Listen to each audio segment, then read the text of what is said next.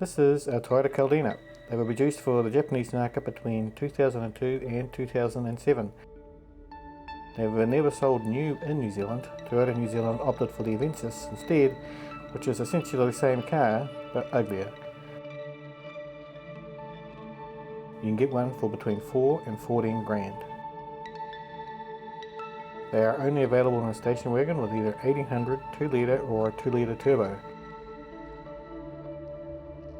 The 2 litre turbo comes with a punchy 191 kilowatts. That's close to eval STI power with a fraction of the cost, but it does come with one caveat.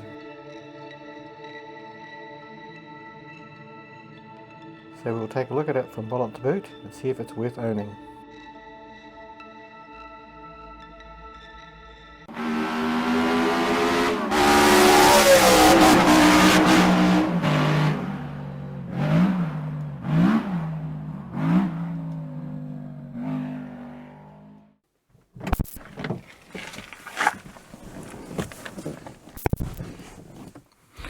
Okay, let's start at the front. These cars come with all sorts of aftermarket bumpers on the front to make them look a bit more sporty. This one's just got the standard Toyota bumper on it, and it's got the weird sort of triangle logo on the front. It'd be easy to mistake this for not being a Toyota because the styling is pretty edgy as far as Toyotas go. And the only way you can actually know it is a Toyota is at the back. It's got a Toyota badge. The headlights, as far as styling goes, they're pretty big. They all seem to go this yellowy colour, which is just residue off the road from driving around. It's pretty easy to clean off. You just a bit of cutting compound or some Brasso and some elbow grease, and when you give them a polish, all that grime comes off and they go nice and clear again. So if you have headlights going yellow, just give them a polish and they all go nice and clear. Also, we'll have a look under the bonnet. So the engine in this car is a 1ZZ-FE, and if you're not familiar with the sort of naming conventions for Toyota motors, the first number indicates the version of the motor, the ZZ is the family, and the F is for fuel economy. So basically, whatever you do to this car, it's never going to be a sports car, it's built for economy. And the E is just electronic injection. So that means that this is the first series of the ZZ motor. It's a 1800, 16 valves, so 4 valves per cylinder. It's got variable valve timing just on the intake, solid lifters, so you don't have to worry about noisy hydraulic lifters when they start crapping out. The motor's actually made in the States, strangely, so they must have built them in the States and then shipped them to Japan to be put into this car. The motor's been used in several other cars, Pontiacs, Chevys, the hairdressers, the MR2 hairdressers, Celica, also the Lotus Elise, which is a strange one because really the motor's not that sporty. The benefit it has is it's got a timing chain rather than a timing belt. So the difference between a timing chain and a timing belt is one's a chain and one's a belt. The problem with belts is that they snap, and when timing belts snap, it can either be really inconvenient or a total disaster depending on what type of motor you've got. So with this one, it's got a timing chain. It should last for the life of the car because it's essentially the same as a bicycle chain, so it should last forever.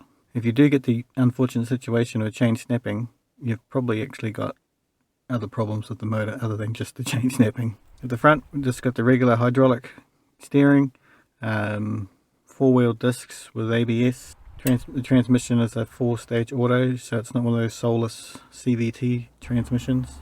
So looking in the cabin, everything's really black in here, like a funeral.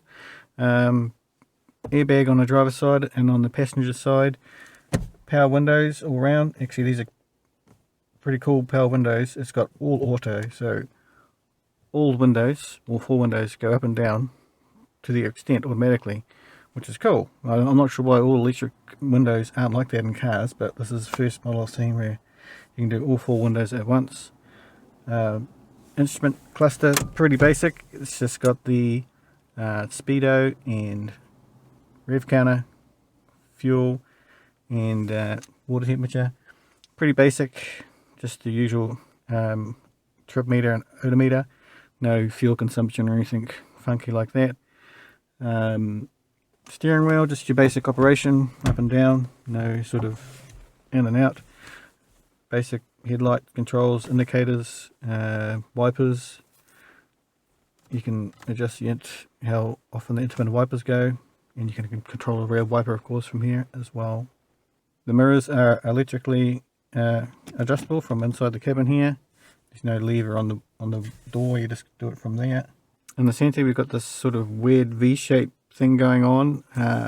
It's all sort of really hard plastic. We'll start at the top, so we've just got a couple of vents at the top for the air conditioning.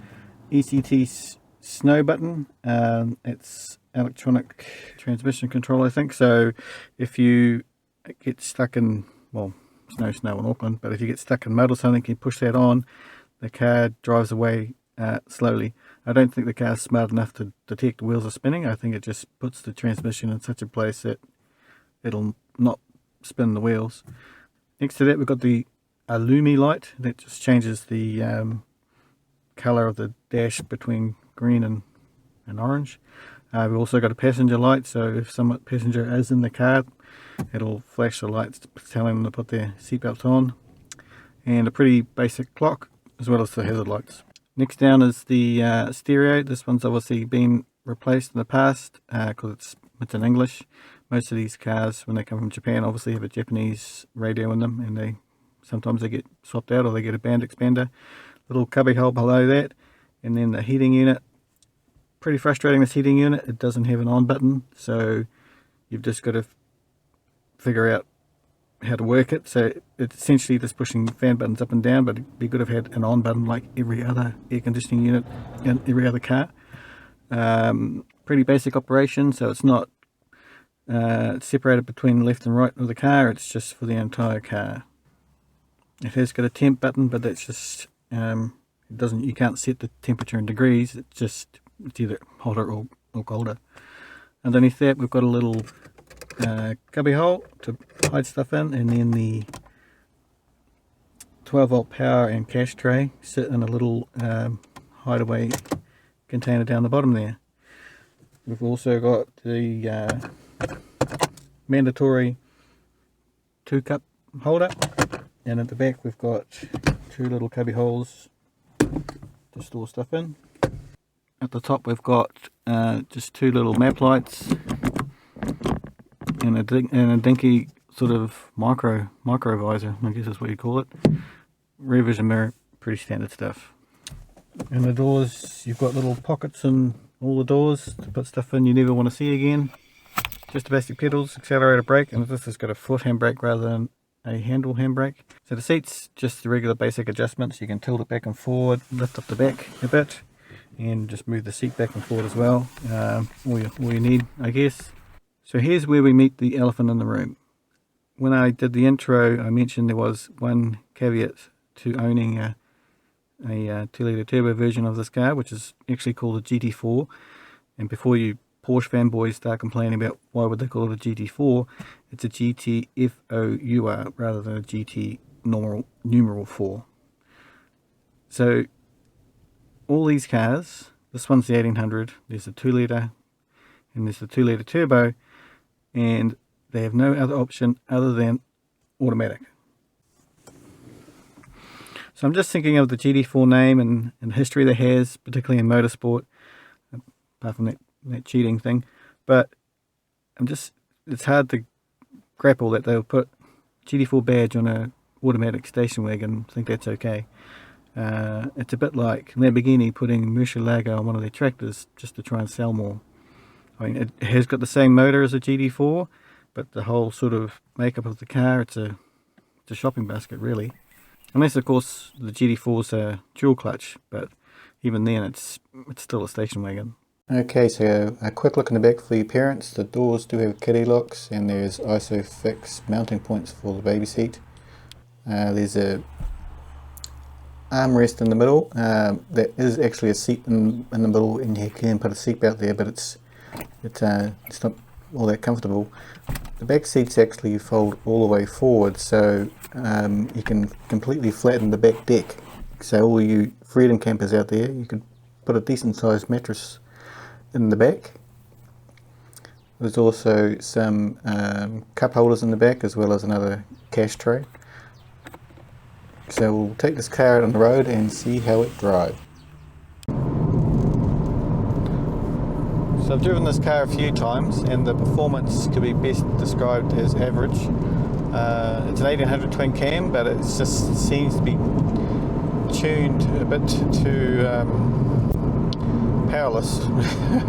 it's like it's too small for the car, because if you're shooting around town or stopping and starting a lot of the time, it seems to chew through the gas, and I think that's just because you've just got to give it so much jandle to get up and running.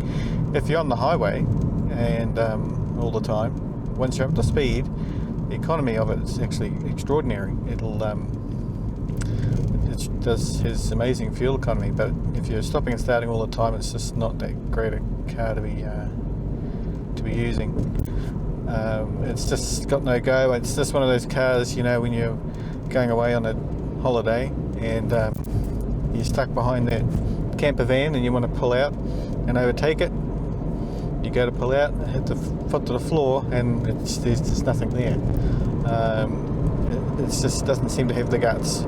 So as I mentioned earlier, this is the 1ZZ-FE motor, and then after this it was replaced by the 2ZZ-FE, which from what I heard is a bit more powerful, or performs a bit better.